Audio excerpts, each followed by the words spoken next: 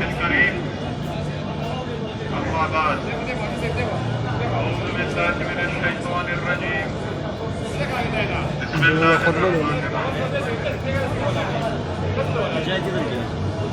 آج 27 ستمبر کی تاریخ ہے. 2019 میں بھی اسی طرح 27 ستمبر کی ایک تاریخ تھی.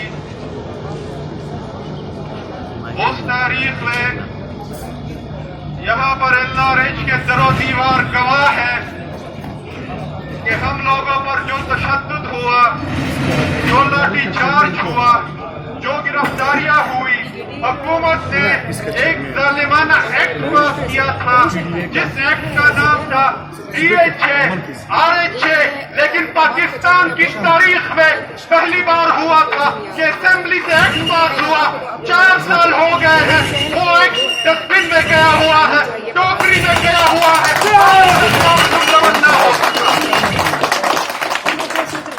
یہاں پر آج جب ہم کھڑے ہیں تو ہمارے 2 مطالبات ہیں.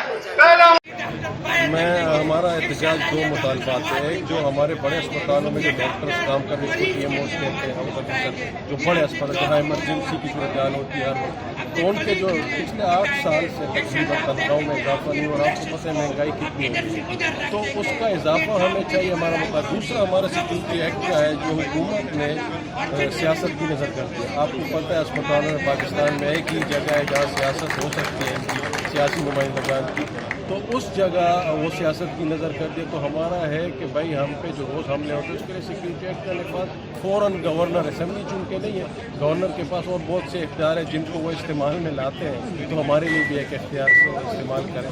سر اگر آپ کے مطالبات پورے نہ ہوئے تو اس سے آگے رائے عمل کیا ہوگا؟ یہ ارادہ ہے کہ ہم پلیز سے اس کو صوبے کے جو جتنے بھی ڈسٹرکٹ کے اسپتال ہیں، DHQs ہو گئے، چھوٹے بڑے جتنے بھی اسپتال ہیں، آج ساتھ پولیو بھی آ رہی ہے، سوچ رہے ہیں کہ اس کا بھی بائیکاٹ کا اعلان کریں. اوکے.